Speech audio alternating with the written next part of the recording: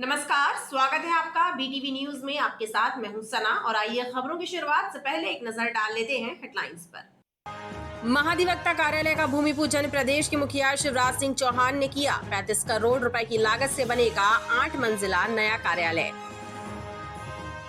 मुख्यमंत्री ने प्रबुद्ध जन से किया प्रदेश के विकास पर संवाद। मुख्यमंत्री ने कहा, बीमारू राज्य से विकसित राज्य बना मध्य प्रदेश। 3,14,000 करोड़ रुपए हुआ प्रदेश का बजट। बिजली, सिंचाई, सड़क निर्माण से लेकर अनाज उत्पादन सहित सभी क्षेत्रों में प्रदेश की हुई तरक्की।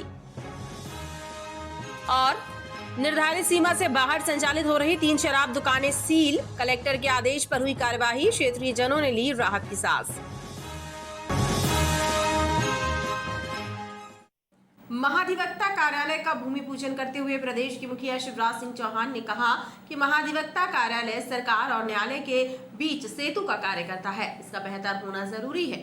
मुख्यमंत्री ने कानूनविदों और न्यायमूर्तियों से आह्वान किया कि न्याय व्यवस्था का ऐसा मॉडल तैयार करें ताकि गरीब जनता को आसानी से न्याय मिल सके। 35 करोड़ की लागत से हाईकोर्ट के सामने बनने वाले महाधिवक्ता कार्यालय का भूमि पूजन प्रदेश के मुख्यमंत्री शिवराज सिंह चौहान के हाथों हुआ। इस दौरान सर्वोच्च न्यायालय के न्यायाधिपति जितेंद्र कुमार महेश्वरी, मध्य प्रदेश उच्च न्यायालय के मुख्य न्यायाधिपति रवि मलिमठ एवं पूर्व न्यायाधिपति राजेंद्र मेनन सहित बड़ी संख्या में कानूनविद कार्यक्रम में मौजूद रहे। प्रदेश के मुखिया शिवराज सिंह चौहान ने कहा कि केंद्र सरकार ने कई गैर जरूरी कानूनों को निरस्त कर एवं ग्रामीण क्षेत्रों में शांति एवं विवाद निवारण समितियां बनाकर न्याय व्यवस्था में सुधार करने की कोशिश की है।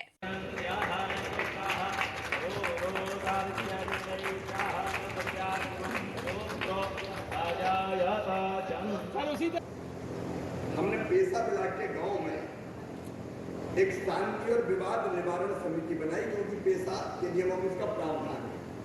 क्या छोटा मोटा मामला थाने में क्यों जाए, FIR क्यों लिखे। गांव के लोगों की एक समिति होगी, वो बैठेगी और विवाद निपटाएगी, और विवाद ना निपटे तो फिर FIR। और मुझे बताती प्रसन्नता है, ट्राइबल क्षेत्रों में विवाद और शांति निवारण समिति ने कई मामले गांव में ही निपटा। ये मेरे लिए भी प्रेरणा की है। और सत्य में मुझे और ये लगा कि अगर हम लोगों की ताकत पहचाने और उन्हें अधिकार संपन्न करें तो चमत्कार हो सकता है। शिवराज सिंह चौहान ने कहा, मध्य प्रदेश में मेडिकल और लॉ की पढ़ाई के पाठ्यक्रम हिंदी में भी प्रारंभ कराए गए हैं, जिनका बेहतर परिणाम सामने आ रहा है। मुख्यमंत्री ने न्यायाधिपतियों एवं कानूनविदों से आह्वान किया कि ऐसा मॉडल तैयार करें ताकि गरीबों को आसानी से न्याय मिल सके और कोर्टों में लंबित केसों का बोझ कम हो सके। अंग्रेजी को सब नहीं जानते, बड़ी संख्या नहीं जानते। मैं आपको केवल एक उदाहरण ज्यादा समय नहीं दूंगा। पिछले साल 2 साल हो गए, एक बच्चा मेरे पास आया जिसका मेडिकल में एडमिशन था। 1 साल का उसको पढ़ाई छोड़ी। मुझे मिला तो नारा था, बेटा बात क्या है, तुम्हारा नीट के माध्यम से मेडिकल कॉलेज में एडमिशन हुआ, मेरिट के आधार पर एडमिशन हुआ और तुमने पढ़ाई छोड़ दी। उसने जो बात कही वो आज मेरे कानों में गूंज रही है। उसने कहा, मामा मैं तो सरकारी स्कूल में हिंदी में पढ़ा, जब मैं क्लास में गया वहाँ पढ़ाई अंग्रेजी में होती थी और अंग्रेजी मेरी समझ में नहीं आती थी, तो अंततः परेशान होके मैंने पढ़ाई ही छोड़ दी और छोड़ के चला। और तब हमने किया कि मध्य प्रदेश में मेडिकल और इंजीनियरिंग की शिक्षा हम हिंदी में भी देंगे और हिंदी के पाठ्यक्रम तैयार कर दिए हमने मध्य प्रदेश में। तो कुल मिला के सबके समझ में आए, उस दिशा में प्रयास हमारे हाईकोर्ट भी कर रहे हैं और बाकी भाषा हिंदी भाषा में भी न्याय होने लगा। तो ये चीजें न्याय को जनता के और निकट पहुंचाने का काम करेगी। बहुत लंबी बात करने के बजाय मैं तो सचमुच में मध्य प्रदेश के हाई कोर्ट पर हमको यहाँ की परंपरा, यहाँ के जीवन मूल्य सचमुच में गौरव करने के लायक है। सुप्रीम कोर्ट के जज JK महेश्वरी ने महात्मा गांधी और स्वामी विवेकानंद जी के विचारों पर अमल कर व्यक्तित्व विकास का सृजन करने का आह्वान किया। विवेकानंद जी का एक विचार और महात्मा गांधी का एक विचार, दोनों के विचार मुझे पढ़ने को मिले। विवेकानंद जी ने कहा था एक विचार लो, उस एक विचार को अपना जीवन बना लो, उसके बारे में सोचो, उसके सपने देखो, उस विचार को जियो। मस्तिष्क, मांसपेशियों में, नसों में, आपके शरीर के हर हिस्से में इस विचार को भरकर देखो और बाकी सभी विचारों को अकेला छोड़ दो। यही सफलता का किया। बिल्कुल इसके पैरोडी पे उन्होंने कहा, अपने विचारों को ध्यान से देखें क्योंकि वे आपके शब्द बन रहे हैं। अपने शब्दों को प्रतिबंधित करें और देखें क्योंकि वे आपके कार्य बन रहे हैं।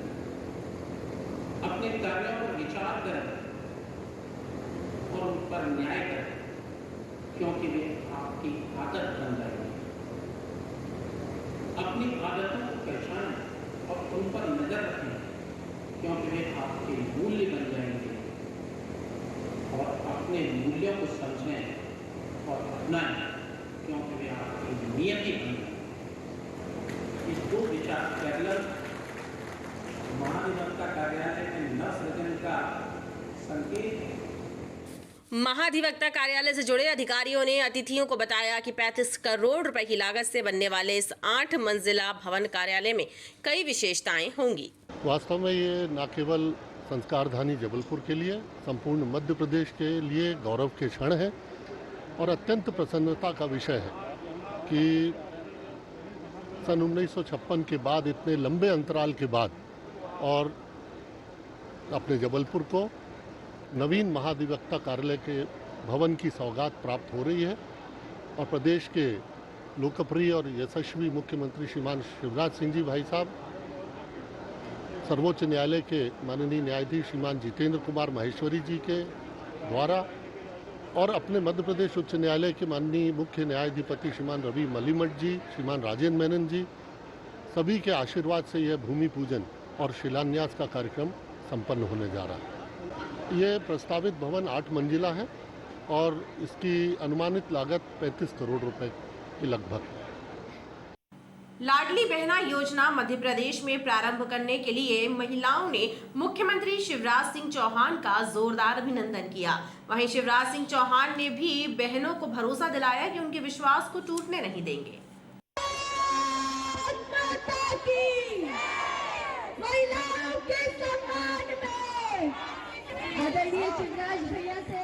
महाधिवक्ता कार्यालय से मानस भवन जाते समय रास्ते में नौदरा ब्रिज के पास भाजपा महिला मोर्चा की सदस्यों ने सीएम का जोरदार अभिनंदन किया। भाजपा महिला मोर्चा की सदस्यों ने लाडली बहना योजना के लिए शिवराज सिंह चौहान पर फूलों की वर्षा की।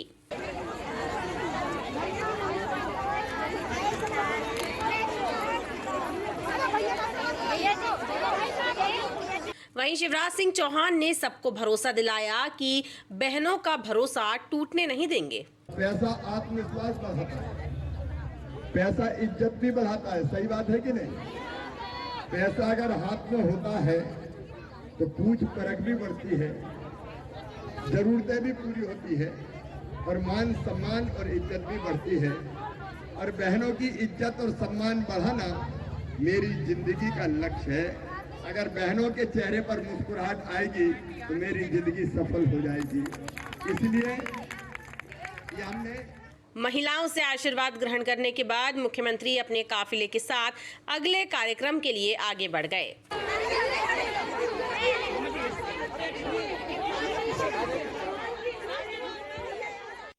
प्रदेश के मुख्यमंत्री शिवराज सिंह चौहान ने जबलपुर के मानस भवन में आयोजित प्रबुद्ध जन संवाद कार्यक्रम में शिरकत की। इस कार्यक्रम के माध्यम से मुख्यमंत्री ने प्रबुद्ध जनों से प्रदेश के विकास को लेकर संवाद करते हुए कहा कि मध्य प्रदेश लगातार प्रत्येक क्षेत्र में प्रगति के पथ पर आगे बढ़ा है। प्रदेश में सिंचाई क्षमता, बिजली उत्पादन, सड़कों का निर्माण, कृषि सहित अनेक क्षेत्रों में उल्लेखनीय प्रगति हुई है। एक समय प्रदेश का बजट जो 5,000 करोड़ रुपए हुआ करता था, वो आज बढ़कर 3,14,000 करोड़ रुपए हो गया है। प्रदेश के मुख्यमंत्री शिवराज सिंह चौहान ने जबलपुर प्रवास के दौरान नानस भवन प्रांगण में आयोजित प्रबुद्ध जन से संवाद कार्यक्रम में शिरकत की। इस कार्यक्रम में राज्य नीति एवं योजना आयोग के उपाध्यक्ष प्रोफेसर सचिन चतुर्वेदी भी बतौर विशिष्ट अतिथि शामिल हुए। मुख्यमंत्री शिवराज सिंह चौहान ने प्रबुद्ध जनों से संवाद करते हुए कहा कि मध्य प्रदेश जो कभी बीमार राज्य की श्रेणी में आता था, वो मध्य प्रदेश अब विकास की प्रगति पथ पर आगे बढ़ रहा है। उन्होंने प्रदेश के प्रबुद्ध जनों को प्रदेश की विकास यात्रा में सहभागी बनाते हुए कहा कि प्रदेश ने विकास की एक लंबी छलांग लगाई है और प्रदेश का बजट जो कभी 5,000 करोड़ रुपए हुआ करता था, आज बढ़कर 3,14,000 करोड़ रुपए हो गया है। उन्होंने कहा कि देश की अर्थव्यवस्था में मध्य प्रदेश का योगदान 3% से बढ़कर 4.6% पर पहुंच गया है। उन्होंने बताया कि चाहे सड़क निर्माण की बात हो या फिर बिजली उत्पादन और सिंचाई क्षमता को बढ़ाने की बात, सभी क्षेत्रों में प्रदेश निरंतर आगे बढ़ा है। उन्होंने कहा कि प्रदेश में 4 लाख किलोमीटर शानदार सड़कें बनाई गई हैं। सिंचाई की क्षमता 7.5 लाख हेक्टेयर से बढ़कर 46 लाख हो गई है। अनाज उत्पादन के क्षेत्र में प्रदेश ने हरियाणा और पंजाब जैसे राज्यों को भी पीछे छोड़ दिया है। उन्होंने कहा कि एक वक्त प्रदेश में डकैत समस्या, सिमी का नेटवर्क और नक्सलवाद का बोलबाला था, लेकिन आज मध्य प्रदेश में पूरी तरह शांति का माहौल है। उन्होंने कहा कि रोजगार और शिक्षा के लिए बेहतर योजनाएं बनाकर क्रियान्वित की जा रही हैं। युवाओं को रोजगार उपलब्ध कराने के लिए विभिन्न विधाओं में प्रशिक्षण दिया जा रहा है। उन्होंने उद्बोधन के दौरान लाडली लक्ष्मी योजना और लाडली बहना योजना का भी जिक्र किया और कहा कि लाडली बहना योजना से परिवार और समाज में बहनों का सम्मान बढ़ेगा। मध्य प्रदेश कई मामलों में बहुत तेजी से आगे बढ़ा। मध्य प्रदेश का नंबर आता था, मध्य प्रदेश कहलाता था बीमारू। आप में से कई लोगों ने सुना होगा जो अर्थशास्त्र को जानते हैं, मध्य प्रदेश की गिनती होती थी बीमारी और बिहार आता था, उत्तर प्रदेश आता था, राजस्थान आता था, मध्य प्रदेश आता था। हम लोग बीमारू थे। हमारा नंबर कभी लगता था अर्थव्यवस्था के साइड में भी 28वां, 29वां, 30वां, लेकिन मध्य प्रदेश पहली बार टॉप 10 राज्यों की जमात में शामिल हो गया। देश की जीएसडीपी में हमारा योगदान 3% के आसपास होता था। पिछले साल हमारा योगदान बढ़ के हो गया 4.6%। 4.6%। और ये ऐसे ही नहीं हुआ है, इसके पीछे सुनियोजित रणनीति रही है। अब आप बताओ, सड़क के बिना कोई विकास की कल्पना कर सकता है क्या? हमारे, मैं कहता हूं, जो जवान भांजे भांजी है उनको तो पता नहीं उस जमाने की रोड है। जबलपुर से अगर भोपाल जाते थे तो क्या हाल होता था, रीवा चले जाओ तो क्या हाल होता था। गड्ढों में सड़क में गड्ढा, गड्ढा में गड्ढा, पता ही नहीं चलता था। गाड़ी खाए, हिचकोले, हट्टा पसरा, सारे डोले, याद आ गए शंकर भोले। आप में से याद होगा कई बार जब फसल कट जाती थी तो गाड़ी खेतों में चलती थी, सड़क छोड़ देते थे, खेतों में खुदाई हो जाते थे क्योंकि सड़क से अच्छे खेत होते थे। और उस समय हमने संकल्प किया कि सड़कें तो ठीक करना, बिना सड़क के समृद्धि आ नहीं सकती। आज मुझे बताते खुशी है, 4 लाख किलोमीटर सड़कें मध्य प्रदेश में हमने बनाई है। 4 लाख किलोमीटर। आज रिंग रोड की बात होने की जगह के 3,500 करोड़ का तो यही है। हिंदुस्तान का सेकेंड लार्जेस्ट रिंग रोड अगर कहीं बन रहा है तो संस्कार धानी में बन रहा है, आपके नगर में। आप चारों तरफ से देखिए, शानदार हाईवे से आज मध्य प्रदेश जुड़ा हुआ है। हम एक्सप्रेस वे बना रहे हैं, अब इससे संतुष्ट नहीं है। नर्मदा एक्सप्रेस वे मेरा ड्रीम है, और मैं पूरा करके रहूंगा। पूरब से लेकर पश्चिम तक मध्य प्रदेश को चीरते हुए एक एक्सप्रेस वे बन रहा है, जिसकी पूरी कल्पना हो गई है, डिजाइन पूरी बन रही है, पूरी रणनीति हमने तैयार कर ली है। और ये केवल सड़क नहीं होगी, दोनों तरफ इंडस्ट्रियल स्टेट, हमारे इंडस्ट्रियल एरिया, टाउनशिप, व्यापार बढ़ाने के अपने अलग स्थान, उसको विकसित करने की हम कोशिश कर रहे हैं। एक नर्मदा एक्सप्रेस वे जो जबलपुर से होकर गुजरेगा, दूसरा विंध्य एक्सप्रेस वे, तीसरा दिल्ली मुंबई इंडस्ट्रियल कॉरिडोर भारत सरकार की योजना के अंतर्गत है, जिसमें पश्चिम मध्य प्रदेश का बड़ा हिस्सा आएगा। मुख्यमंत्री के संवाद के पूर्व राज्य नीति आयोग के उपाध्यक्ष प्रोफेसर सचिन चतुर्वेदी ने मध्य प्रदेश के विकास से संबंधित प्रेजेंटेशन देते हुए कहा कि मध्य प्रदेश आज आर्थिक समृद्धि और प्रगति के पथ पर तेजी से आगे बढ़ रहा है। उन्होंने बताया कि मध्य प्रदेश देश का ऐसा राज्य है जिसका अपना सांख्यिकी विभाग बना हुआ है। उन्होंने प्रबुद्ध जनों से आह्वान किया कि प्रदेश के विकास में सहभागी बने। आप लोगों में से कुछ लोग जानते होंगे, एक क्लब ऑफ रोम करके एक संस्था है। वो क्लब ऑफ रोम पिछले 60 सालों से लगातार विश्व के विकास के संदर्भ में विचार करती रही है, सोचती रही है कि कैसे विकास का मॉडल खड़ा किया जाए।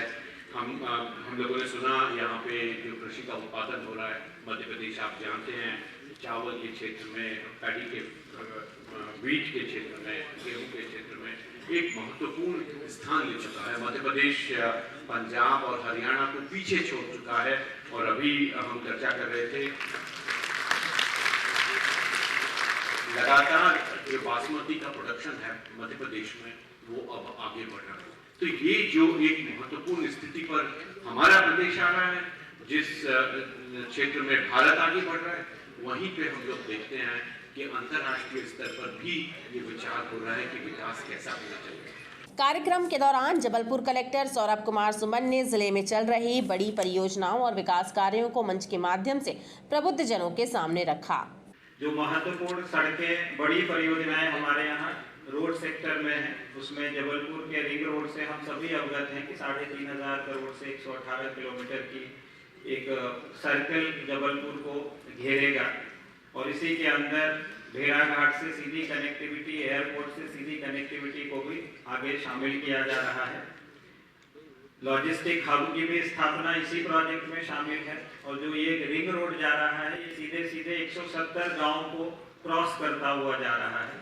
और इस रिंग रोड के बनने से जो जबलपुर का अभी क्षेत्रफल है शहर का, उसमें 456 वर्ग किलोमीटर और जुड़ने की संभावना होगी, जिससे भविष्य के विकास की संभावना, उसका सोपान यहाँ पे खुल जाएगा। कार्यक्रम में विधायक अशोक रोहाणी, विधायक सुशील तिवारी इंदु, सांसद राकेश सिंह, राज्यसभा सांसद सुमित्रा वाल्मीकि, विधायक अजय विश्नोई, नंदिनी मरावी, डॉक्टर जितेंद्र जामदार सहित अन्य जनप्रतिनिधि भी मुख्य रूप से मौजूद रहे। प्रदेश के मुख्यमंत्री शिवराज सिंह चौहान के जबलपुर आगमन के दौरान कांग्रेस कार्यकर्ताओं ने काले झंडे लेकर मुख्यमंत्री का विरोध करने का प्रयास किया। इस दौरान कांग्रेस कार्यकर्ताओं को पुलिस ने गिरफ्तार कर लिया।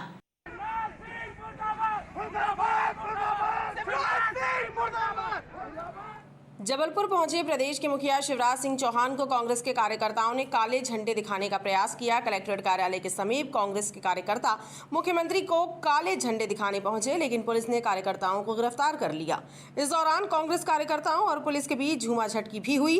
गिरफ्तार किए हुए प्रदर्शनकारी कांग्रेस कार्यकर्ताओं का कहना है कि मुख्यमंत्री शिवराज सिंह के द्वारा लगातार प्रदेश कांग्रेस अध्यक्ष और पूर्व मुख्यमंत्री कमलनाथ के विरुद्ध बयानबाजी की जा रही है, जिसका कांग्रेस कार्यकर्ता लगातार विरोध करते रहेंगे और जब जब मुख्यमंत्री शिवराज सिंह का जबलपुर आगमन होगा, उनका विरोध किया जाएगा।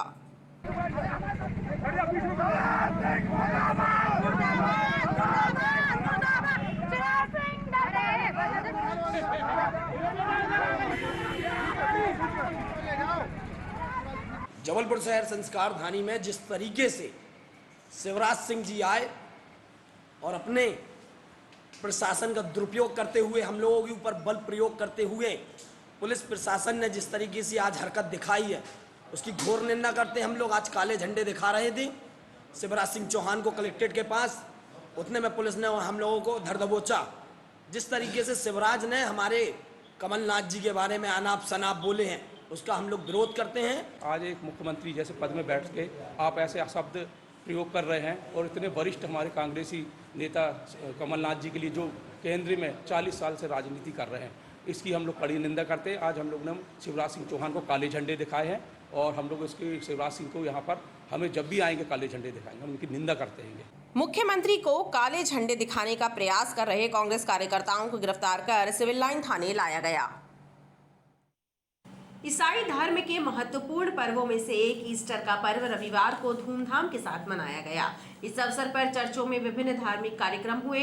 ईस्टर पर्व ईसा मसीह के पुनर्जीवित होने की खुशी में मनाया जाता है।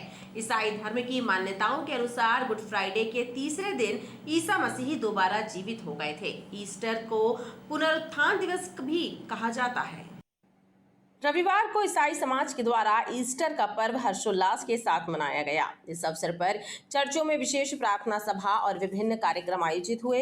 ईस्टर पर्व ईसाई समाज के प्रमुख पर्वों में से एक है, जहां गुड फ्राइडे के दिन प्रभु ईसा मसीह के बलिदान को याद किया जाता है। तो वहीं ईसाई धर्म के लोगों का मानना है कि गुड फ्राइडे के तीसरे दिन यानी आने वाले रविवार को ईसा मसीह दोबारा जीवित हुए थे, इसलिए इसको पुनरुत्थान दिवस के रूप में मनाया जाता है। ईस्टर पर्व के अवसर पर असेंबली ऑफ गॉड चर्च में ईसाई समुदाय ने ईस्टर पर्व धूमधाम से मनाया और विभिन्न कार्यक्रमों का आयोजन किया।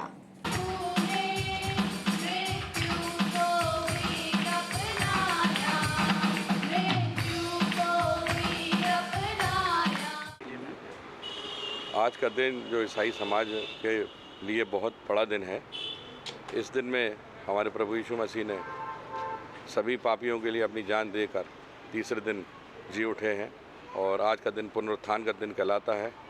इसे लोग ईस्टर के नाम से भी जानते हैं और ये हमारे जीवन के लिए बहुत महत्वपूर्ण दिन है, क्योंकि ये हमारे प्रभु यीशु मसीह जो हैं वो सबसे अलग कार्य किया उनने, जिन्होंने मृत्यु के ऊपर जय पाई है और वो तीसरे दिन मरने के बाद जी उठे हैं। आज हम खुशियाँ मनाते हैं उनकी। मरने के बाद जब वो जिंदा हुआ था तो उन्होंने कहा था कि मैं दोबारा आऊँगा, और दोबारा आने के बाद आने के समय में बड़ी परेशानियाँ होंगी, भूकंप आएंगे और मरी आएगी, दुनिया में अंत का परिस्थिति होगा, और उस समय मैं आऊँगा और सारे मनुष्य जातियों को बचाऊँगा, और जिन्होंने यीशु मसीह पर विश्वास किया है उनको अनंत जीवन मैं दूंगा। वो सब के लिए आया और इसी को हम लोग इस पुनरुत्थान दिवस के रूप में, यीशु मसीह के जीवित होने के दिवस के रूप में, सारा मसीह समाज पूरे संसार के लिए जो आया उसके लिए हम खुशी मना रहे हैं। ईसाई धर्म के प्रसिद्ध बाइबल ग्रंथ में भी लिखा गया है कि पुनर्जीवित होने के बाद यानी ईस्टर संडे के बाद 40 दिन तक ईसा मसीह पृथ्वी पर रहे थे। इस दौरान उन्होंने अपने शिष्यों को प्रेम और करुणा का संदेश दिया और उसके बाद वे स्वर्ग चले गए। मोटे अनाज को प्रोत्साहित करने एवं मोटा अनाज उगाने वाले आदिवासी किसानों को ग्राहक उपलब्ध कराने की मंशा से पूरे प्रदेश में मिलेट्स फूड फेस्टिवल आयोजित किए जा रहे हैं। इसी कड़ी में सिविल लाइन स्थित एक होटल में मध्य प्रदेश पर्यटन विकास निगम ने मिलेट्स फूड फेस्टिवल का आयोजन किया, जिसमें मोटे अनाज के व्यंजन परोसे गए। मोटे अनाज को प्रोत्साहित करने के मकसद को लेकर केंद्र सरकार इंटरनेशनल मिलेट्स साल 2023 मना रही है। इसी कड़ी में जबलपुर में भी मिलेट्स फूड फेस्टिवल का आयोजन होटल कलचुरी में किया गया। मध्य प्रदेश राज्य पर्यटन विकास निगम की ओर से आयोजित किए गए इस मिलेट्स फूड फेस्टिवल आदिवासी बहुल्य क्षेत्रों में पाए जाने वाले अनाज को शामिल किया गया। मोटे अनाज के लजीज व्यंजनों को लोगों को परोसा गया। साथ ही लोगों को मोटे अनाज के फायदे भी बताए गए। लोगों को बताया गया कि मोटे अनाज के पोषक तत्व उन्हें स्वस्थ रहने में मदद करते हैं।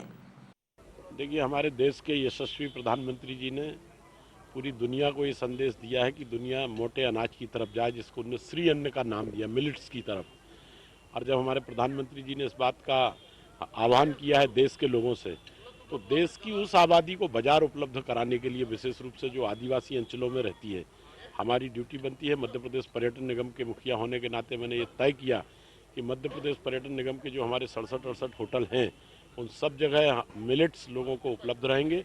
और उसी सिलसिले में ये पहला कार्यक्रम मध्य प्रदेश के किसी ग्रुप के द्वारा आयोजित किया जा रहा है, जिसमें हमने पूरा आज का जो फूड फेस्टिवल है वो मिलेट्स के ऊपर आधारित है, श्री अन्न के ऊपर आधारित है।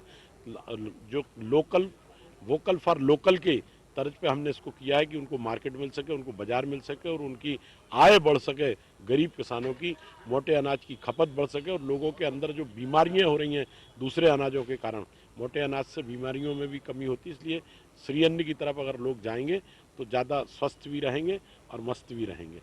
ज्वार, बाजरा, कोदो, कुटकी, रागी जैसे मोटे अनाजों के स्वादिष्ट व्यंजन लोगों द्वारा बेहद पसंद किए गए। गढ़ा पचमढ़ा मंदिर में कांग्रेस कार्यकर्ताओं ने बुजुर्गों का सम्मान एवं भजन संध्या का आयोजन किया। अपनापन और स्नेह पाकर बुजुर्ग झूम उठे। सुमधुर भजनों की स्वर लहरियों से देर रात तक क्षेत्र गुंजायमान रहा।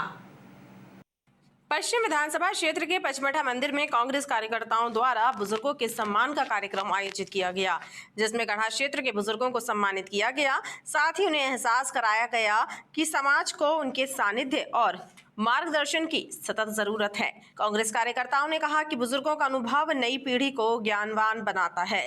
अपने परिवारों को आगे बढ़ाने के लिए अपनी बहुत सारी जो खुद की ज़रूरतें थी उनमें भी कटौती की और सबको आगे बढ़ाया। आज हम सब अपने आप को बहुत गौरवान्वित महसूस कर रहे हैं कांग्रेस परिवार के सदस्य ऐसे बुजुर्गों का अभिवादन करते हुए, उनका आशीर्वाद लेते हुए, और उसी कड़ी में ये प्रयास था जो हमारे द्वारा निरंतर किया जाता रहता है इस क्षेत्र में कि हमारे बुजुर्गों का सम्मान हो, उनके साथ एक शांति संध्या भी हो, प्रभु का नाम ले और सब मिलकर हम सब नौजवान जो हैं, हमारे साथी जो है वो ये प्रार्थना करें कि हे प्रभु, जिनने सब कुछ हम लोगों को दिया, इनका स्वास्थ्य अच्छा रहे, इनकी निरोगी काया रहे और इनको लंबी उम्र आप देना, जिससे इनका आशीर्वाद हमें आपके आशीर्वाद के साथ प्राप्त होता रहे। इस दौरान भजन संध्या का भी आयोजन हुआ। स्नेह अपनापन पाकर बुजुर्ग भी भक्ति भाव में झूम उठे।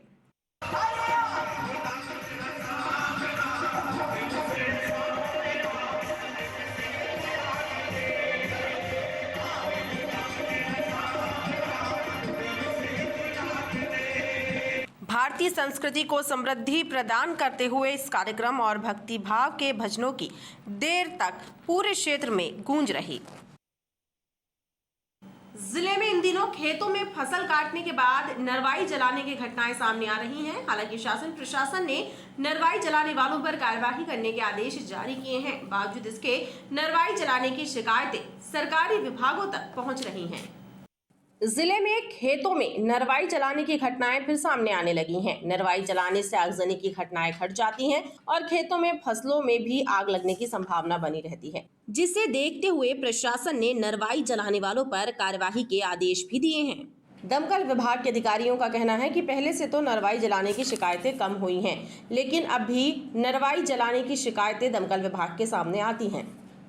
पूर्व में तो ये देखने को आता रहा, चूँकि अभी गेहूं की कटाई कुछ जगह हो चुकी है, कुछ जगह मतलब होना है, परंतु शासन की ओर से शायद इसमें FIR का प्रावधान है। अभी ये मामले कम आ रहे हैं। कुछ शिकायतें आई कहीं की जिस तरह से छुटपुट आती है। नगर निगम जबलपुर तो पूरा जिला ही देखता है, जिले के बाहर भी हम फायर वाहन भेजते हैं कंट्रोल रूम की रिक्वायरमेंट पर, और अभी कम हो रहे मामले। किसानों को आप क्या बोलना चाहते हैं, किस तरह से कैसे? किसानों को सिर्फ एक ही निवेदन करना चाहता हूं कि अगर यदि वो जो हार्वेस्टर से कटवाते हैं ना, लगभग वही अपने खेतों में नरवाई जलाकर उसको अलग करते हैं। उनसे सिर्फ एक ही निवेदन है कि वो किसी और अन्य तरीके से उस कचरे को साफ कराएं, जलाएं ना खेत पर। गर्मी के मौसम में खेतों में आग लगने की घटनाएं वैसे ही बढ़ जाती हैं, जिसे देखते हुए दमकल विभाग ने भी किसानों से नरवाई में आग न लगाने की अपील की है। जनता के द्वारा लगातार विरोध प्रदर्शन के बाद नींद से जागे आबकारी विभाग ने कलेक्टर के आदेश पर 3 शराब दुकानों का लाइसेंस निलंबित कर उन्हें सील कर दिया है। बताया जा रहा है कि ये दुकानें निर्धारित स्थान से अलग हटकर संचालित की जा रही थीं।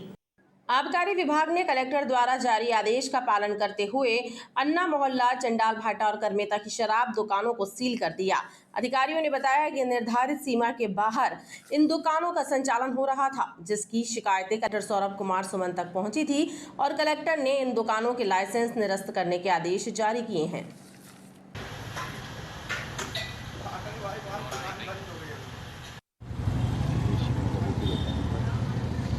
माननीय कलेक्टर महोदय के आदेश पर आज 3 मदिरा दुकानों पर कार्यवाही की गई है और कार्यवाही करते हुए दुकानों को सील की गई है, जिसमें तहसीलदार आधारताल और आबकारी की टीम शामिल रहा है।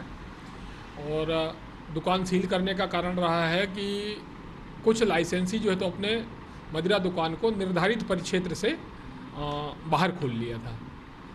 निर्धारित परिक्षेत्र का मतलब हुआ कि जहां जिस क्षेत्र में दुकान खोला जाना चाहिए था उसका आबकारी विभाग द्वारा क्षेत्र तय किया जाता है कि आपका दुकान यहाँ से यहाँ तक खोली जा सकती है। उसके इतर जो है तो उन्होंने दुकान खोल ली थी। सर कहाँ पर कार्रवाई करी आज जिन दुकानों में कार्रवाई की गई है उनमें अन्ना मोहल्ला, चंडाल भाटा और करमेता। तीनों स्थानों पर बस्ती की जनता ने राहत की सांस ली, क्योंकि क्षेत्रीय लोगों द्वारा बस्ती में संचालित हो रही दुकानों को लेकर लगातार विरोध प्रदर्शन किया जा रहा था। पाटन थाना के अंतर्गत थाना गांव में रहने वाले एक किसान की नृशंस हत्या का मामला सामने आया है। पुलिस को लहूलुहान हालत में किसान का शव मिला और उसके सिर पर गहरी चोट के निशान थे। पुलिस का मानना है कि उसके सिर पर कुल्हाड़ी जैसे हथियार से हमला किया गया है। फिलहाल पुलिस ने शव को पोस्टमार्टम के लिए भेजा है और मामले की जाँच शुरू कर दी है। पाटन थाना क्षेत्र के अंतर्गत आने वाले थाना गांव में रात के अंधेरे में एक किसान की नृशंस हत्या कर दी गई। पुलिस को गांव में ही सुशील यादव नामक किसान का शव बरामद हुआ। सुशील के सिर पर चोट के निशान पाए गए, जिसके बाद पुलिस को आशंका है कि कुल्हाड़ी जैसे धारदार हथियार से उन पर हमला किया गया।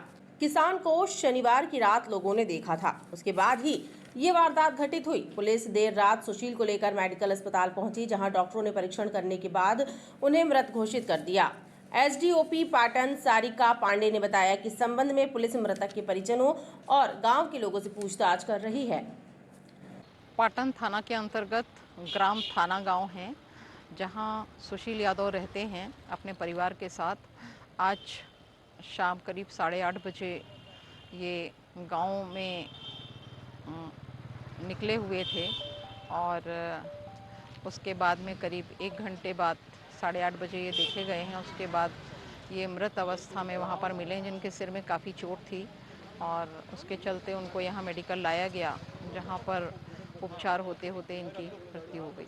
अभी तो नहीं कह सकते, बट चोट देखने ऐसा लग रहा है कि कुल्हाड़ी से वार किया गया है और काफ़ी घातक चोट थी, इसी वजह से इनकी मृत्यु हो गई। मारने वालों का कुछ भी नहीं पता चला है और मृतक परिवार भी अभी कुछ भी नहीं बता पा रहा है कि किससे इनका विवाद हुआ है। फिलहाल पुलिस ने सुशील के शव को पोस्टमार्टम के लिए भेजा है और घटना की जांच शुरू कर दी है। खबरों का सिलसिला लगातार जारी रहेगा, आप देखते रहिए BTV न्यूज़।